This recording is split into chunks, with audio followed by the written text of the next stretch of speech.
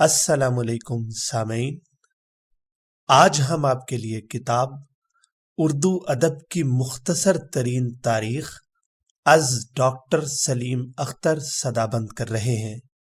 صداکار آصف محمود آصف ہیں اور یہ کتاب آپ کی خدمت میں خزینہ ادب کی جانب سے پیش کی جا رہی ہے۔ پیش لفظ یہ مختصر ترین تاریخ اردو کی مقبول ترین کتاب بھی بن گئی ہے۔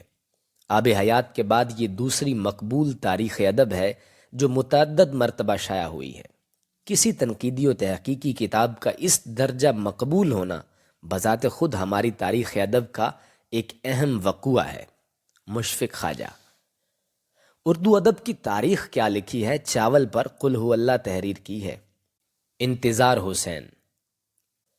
جب اردو کی مختصر ترین تاریخ پہلی مرتبہ 1971 میں طبع ہوئی تو یہ توقع نہ تھی کہ یہ مقبول اور متنازع ثابت ہوگی۔ اب تک اس کے 19 ایڈیشن چھپ چکے ہیں۔ فروخت اور تحسینی آراء جہاں میرے لیے باعث اعزاز ہیں، وہاں اس امر کی مظہر بھی ہے کہ ادب کے اساتذہ، طلباء اور عام قارئین کے لیے ایسی کتاب کی ضرورت تھی جو انہیں کیپسول میں اردو زبان اور ادب کے بارے میں ضروری معلومات، اساسی قوائف اور موضوع آراء فراہم کر دے۔ ہر چند کے کتاب لکھتے وقت میرے ذہن میں اساتذہ کی نصابی ضروریات نہ تھیں اور نہ ہی میں نے اسے طلباء کے لیے گائیڈ بنانے کی سعی کی کہ یہ میرے تنقیدی مقاصد میں شامل نہیں۔ لیکن ہوا یہ کہ اس نے پاکستان اور ہندوستان کی جامعات میں غیر مجوزہ نصابی کتاب کی حیثیت اختیار کر لی۔ یہ بھارت میں بھی شائع کی گئی۔ پاکستان میں اردو سیکھنے کے لیے آنے والے غیر ملکی طلباء اس سے استفادہ کرتے ہیں۔ مرکزی حکومت نے CSS یعنی اعلیٰ سول سروس کے امتحان میں اردو کے پرچے کے لیے اسے شامل نصاب کیا، جبکہ علامہ اقبال اوپن یونیورسٹی نے اس کا ایک ایڈیشن خرید کر BA اردو کے طلباء کے لیے تاریخ ادب اردو کا کورس پیش کیا اور ہر طالب علم کو کتاب دی جاتی ہے۔ میں نے تمام عمر گھر بیٹھ کر کام کیا۔ میں پبلک ریلیشننگ کے فن شریف سے بے بہرہ ہوں۔ ان حالات میں کتاب کی سرکاری اور غیر سرکاری پذیرائی میرے لیے باعث اعزاز ہے۔ کتاب کی عمومی پذیرائی کا غالباً بنیادی سبب یہ ہے کہ اردو ادب کی چھوٹی بڑی، اہم اور غیر اہم ادبی تواریخ کم از کم 40 برس قبل کی ہیں۔ ان کی اہمیت تسلیم اور افادیت مسلم، لیکن تاریخیں دوبارہ چھپنے کے باوجود بھی اپ ٹو ڈیٹ نہ ہوئیں، جبکہ اس کے برعکس اردو ادب کی مختصر ترین تاریخ سنِ اشاعت یعنی 1971 تک ادب کا احاطہ کرتی تھی۔ یہی نہیں بلکہ بعد کے ایڈیشنوں میں بھی ضمیموں کے اضافے سے گزری مدت کی اہم کتابوں اور شخصیات کے تذکرے سے تاریخ ہر نئے ایڈیشن کی تاریخ اشاعت تک اپ ٹو ڈیٹ رکھنے کی سعی کی۔ غالباً اسی لیے عام قارئین کے ساتھ ساتھ اہل قلم اور معترضین کی مستقل توجہ کا مرکز بنی رہی۔ کتاب میرے لیے عجیب تجربات ثابت ہوئی کہ چھپتے ہی نزاعی بن گئی۔ ادبی تواریخ کے نزاعات بالعموم تحقیقی اغلاط، ناقص مواد، غلط قوائف کی بنا پر جنم لیتے ہیں، لیکن یہاں ادبی، تحقیقی، تنقیدی یا تاریخی نقطہ نظر کے برعکس خالص انا کا مسئلہ تھا۔ ناپسندیدگی ان معنوں میں سراسر ذاتی اور نجی قسم کی تھی، یعنی نمبر 1، میرا نام کیوں نہیں آیا؟ نمبر 2، میرا ذکر 3 سطر میں جبکہ فلاں کا 3.5 میں؟ نمبر 3، میں کیا فلاں سے کم تر ہوں جو اس کا ذکر مجھ سے 4-5 انچ اوپر کیا گیا؟ نمبر 4، اور یہ تو اس قابل تھا ہی نہیں کہ اس کا ذکر ہوتا۔ اس جرم کا مرتکب ہونے کی پاداش میں مجھے دشنامی خطوط لکھے گئے، ڈرایا دھمکایا گیا، کالم چھپے جن میں مجھے متعصب اور گروہ پسند کہا گیا۔ یہ امر فراموش کرتے ہوئے کہ 300-400 برس پر مبنی تاریخ ادب میں بھلا گروپ کے کتنے لوگوں کا تذکرہ ہو سکتا ہے؟ اخبارات میں جلے دل کے پھپھولے پھوڑے گئے، چائے پی پی کر کوسا گیا، حتیٰ کہ ایک پرنسپل نے تو میری سالانہ رپورٹ بھی خراب کر دی۔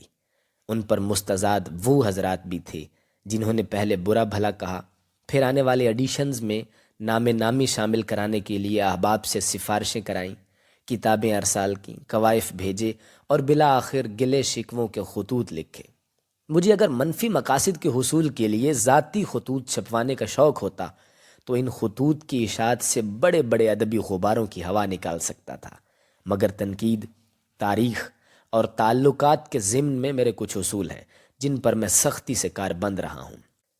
کتاب کے حوالے سے در نزاع واہ ہونے کا ایک سبب یہ بھی تھا کہ ابتدائی 6 ایڈیشنوں تک جہاں نئے ناموں اور کتابوں کے اضافوں سے کتاب کو اپ ٹو ڈیٹ کیا، وہاں بعض اسماء کے اخراج سے بھی کتاب کو اپ ٹو ڈیٹ بنانے کی صحیح کی۔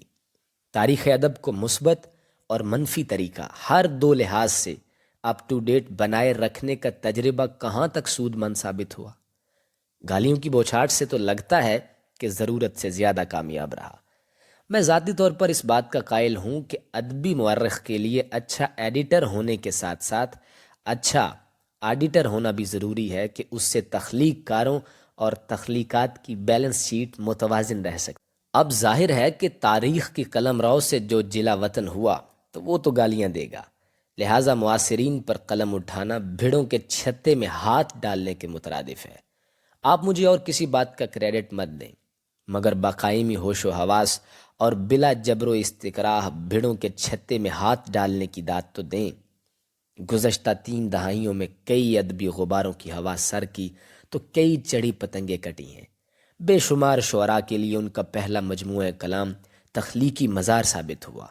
کتنوں کی بیساکھیوں کو گھن چاٹ گئی، جو کل گرج رہے تھے وہ آج حباب آسا ہیں۔ ادب میں دائمی عمر، عزت اور شہرت سلسلہ روز و شب دیتا ہے کہ وہ سیر فی کائنات ہے۔ تو ہو اگر کم عیار، میں ہوں اگر کم عیار، موت ہے تیری برات، موت ہے میری برات۔ نام کے اخراج پر قطع نظر اس امر کے کہ ایک بھی نام ایسا نہ تھا جس کے اخراج سے تاریخ ادب میں نہ پر ہونے والا خلا پیدا ہو جائے، تو واویلا مچا، مگر اس کے برعکس صورت پر کسی نے غور نہ کیا۔ کتاب اول میں جن نوجوانوں کے نام محض فہرست میں تھے، اس دوران میں اپنی محنت اور لگن سے انہوں نے اپنی اہمیت ثابت کر دی اور اتنا نام پیدا کیا کہ ان کا باقاعدہ ذکر کرنے کی ضرورت محسوس ہوئی۔ اسی کو میں نے منفی اور مثبت طریقے سے اپ ٹو ڈیٹ کرنا قرار دیا۔ کتاب کے بارے میں سب سے دلچسپ رد عمل ان کرم فرماؤں کا تھا جنہوں نے یہ شکایت کی کہ فلاں مبینہ دشمن کا ذکر کیوں کیا گیا۔ ہر ادیب کے پاس بہترین، بدترین ادیبوں کی ایک اصلی تے وڈی فہرست ہوتی ہے، لہٰذا ادیبوں نے دوستوں دشمنوں کے اسماء کے لحاظ سے کتاب کو فیل یا پاس کیا، بلکہ زیادہ تر فیل ہی ہوئی۔ اردو ادب کی مختصر ترین تاریخ کا 1968 میں ملتان میں ڈول ڈالا گیا۔ 1970 میں جب میں لاہور آیا تو کتاب کا مسودہ تقریباً مکمل تھا۔ کتاب میں جن معاصر ادبی شخصیات کا تذکرہ کیا گیا ان میں سے اکثریت کا تب میں صورت آشنا بھی نہ تھا، جس کے بارے میں جو لکھا نیک نیتی سے لکھا۔ میں اب بھی بے شمار ادیبوں سے واقف نہیں اور اس واقفیت کو محدود رکھنا چاہتا ہوں، بلکہ بہت سے ادیبوں سے تو ہاتھ باندھ کر یہ گزارش ہے، چلو ایک بار پھر سے اجنبی بن جائیں ہم دونوں۔ میں ادیبوں کی سیاست سے اچھی طرح واقف ہوں، خود نہ کسی گروہ سے وابستہ رہا، نہ مستقبل میں رہنے کا ارادہ ہے، اور نہ ہی ذاتی گروہ بنانے کی اہلیت اور حوصلہ ہے کہ اس کے لیے خاصی انویسٹمنٹ کی ضرورت ہے۔ پہلے آپ ایک رسالہ نکالیں، پھر اس میں گروپ والوں کی بے معنی تحریریں شائع کر کے اوراق سیاہ کریں، گروپ والوں کے بارے میں تعریفی مضامین شائع کرانے کے ساتھ ساتھ ان کی مالی امداد کریں، اور موسمی پھل کے ساتھ ساتھ تازہ سبزیوں سے بھی نوازنا پڑتا ہے۔ نہ بھائی، ہماری تو ہمت نہیں۔ یہ وضاحت اس لیے ضروری ہے کہ کسی ادیب کا مثبت منفی ذکر یا عدم تذکرہ گروہی سیاست کے برعکس تخلیقات پر مبنی ہے۔ پیش نظر شخصیات نہ تھیں، تخلیقات تھیں، بلکہ میں نے ان حضرات کا تذکرہ تو بطور خاص کیا جو اس تنقیدی تحسین سے محروم رہے جو ان کا جائز حق ہے۔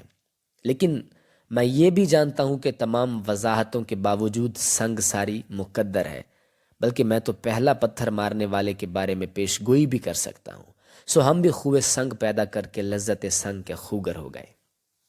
کتاب کے نام میں مختصر ترین چونکا دینے والے الفاظ ثابت ہوئے، چنانچہ اس وجہ سے بھی ادبی کالموں میں اس کا تنزیہ ذکر ہوتا رہا، حالانکہ مختصر ترین سے صرف اظہار عجز اور اسے مفصل یا مختصر تاریخوں سے ممیز کرنا مقصود تھا، لیکن اس مختصر ترین نے مجھ پر بھاری ذمہ داری کا بوجھ ڈال دیا۔ مختصر ترین کا مطلب سرسری بنانا نہ تھا۔ تاریخ ادب میں سینکڑوں نام آتے ہیں، جبکہ والد جی امرنا بکوف کے موجب ادیبوں کی اکثریت بڑے ناموں کے درمیان محض ہائی فن ثابت ہوتی ہے۔ اپنے مطالعے کی بنا پر میں یہ دعویٰ کر سکتا ہوں کہ ایک صدی میں بالعموم چند ہی قدآور اور زندہ تخلیقی شخصیات ملتی ہیں، جبکہ بقیہ ان کے ذکر میں اگر حواشی میں جگہ نہ پائیں تو وغیرہ وغیرہ میں شامل ہوتے ہیں۔ اہل علم کی اکثریت بڑے اور تناور اشجار کے لیے ادبی کھاد کا کام کرتی ہے اور گلشن ادب میں محض سبزہ بیگانہ ثابت ہوتی ہے۔ قدآور اور زندہ تخلیقی شخصیات سے میری مراد وہ اہل قلم اور اہل علم ہیں جو حلقہ شام و سحر سے ماورا ہو کر آنے والے زمانوں سے بھی مکالمہ کر سکتے ہیں۔ اسی لیے غالب آج بھی اپنا معاصر محسوس ہوتا ہے اور علامہ اقبال ممدوح عالم ثابت ہوتے ہیں۔ اردو ادب کی مختصر ترین تاریخ میں تذکرہ شخصیات کے سلسلے میں انتخاب کو اساسی حیثیت حاصل ہے۔ یہ انتخاب کسی حد تک حسن انتخاب ثابت ہوتا ہے، یا برعکس اس کا انحصار میری نگاہ اور قاری کی اینک پر ہے۔ نگاہ انتخاب اور محض ثواب دید میں جو فرق ہے اسے ملحوظ رکھتے ہوئے صرف انہی تخلیق کاروں کا تذکرہ کیا جو صحیح معنوں میں قابل تذکرہ تھے، اور اسی مناسبت سے بلا لحاظ اہمیت اور وقت ان کے تذکرے میں اختصار یا طوالت سے کام لیا گیا۔ اسی طرح تکرار، اعادہ اور بے جا طوالت سے احتراز کرتے ہوئے اجمال اور اشارات پر اسلوب کی اساس استوار کی۔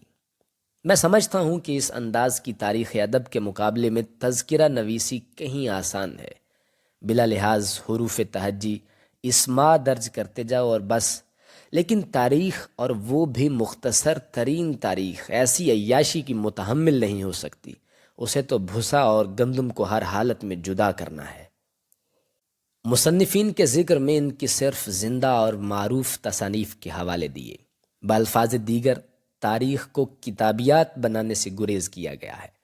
اہم ادبی وقوعات میں اشاعت کتب یا شخصیات کی پیدائش اور موت کے سنین پر بعض اوقات محققین کا اتفاق رائے نہیں ہوتا، سو جس سن پر اکثریت کو متفق پایا اسے قبول کر لیا۔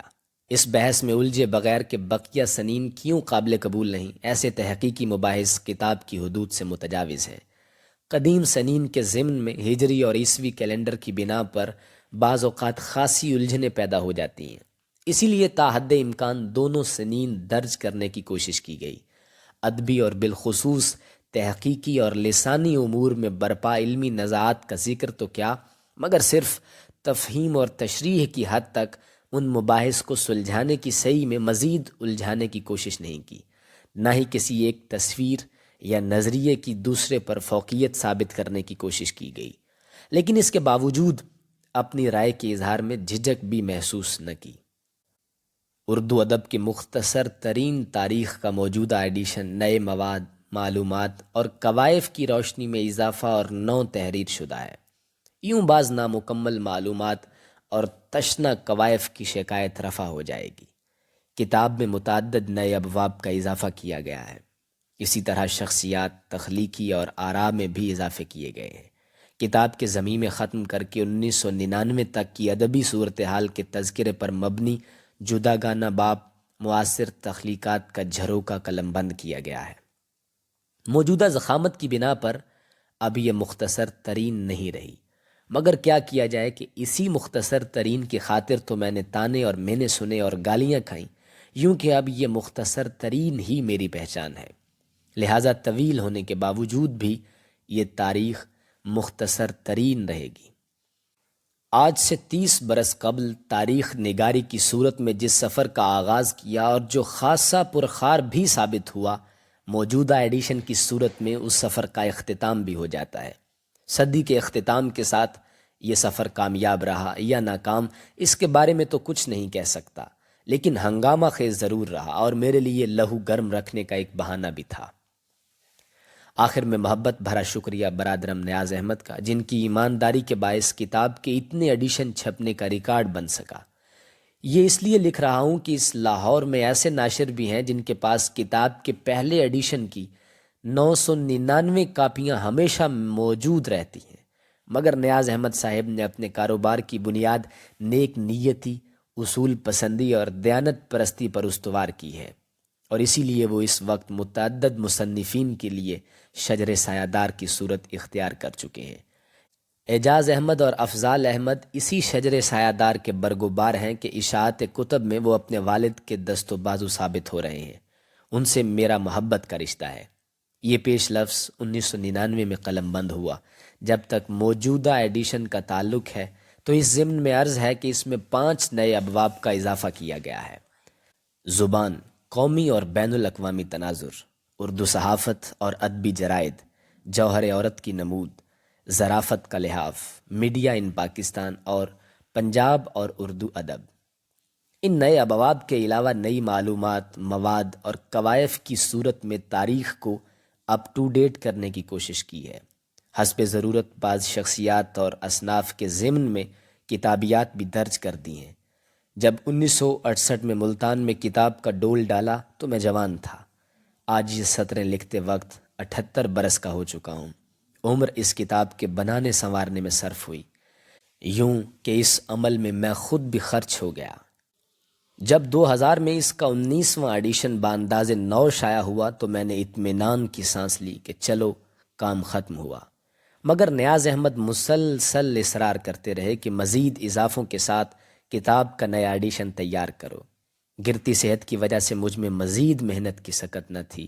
بہرحال شکستہ ہمت جمع کی اور کام میں جت گیا تاکہ صحت کی مزید خرابی سے پہلے کام سمٹ جائے۔ تازہ ایڈیشن کے بارے میں کسی طرح کا دعویٰ یا تعلی نہیں، اس لیے کہ تاریخ ادب نہ کبھی مکمل ہو سکتی ہے اور نہ ہی تکمیل کا دعویٰ کیا جا سکتا ہے۔ دریا کی لہریں کون گن سکتا ہے؟ میں نے اپنی بساط کے مطابق ادب کے دریا کی لہر شماری کی اور بس۔ آخر میں برادرم نیاز احمد جو میری مانند شوگر کے شکار ہیں، ان کی صحت و سلامتی کی دعا اور افضال احمد کے لیے نیک تمنائیں۔ سلیم اختر، 11 مارچ 2012۔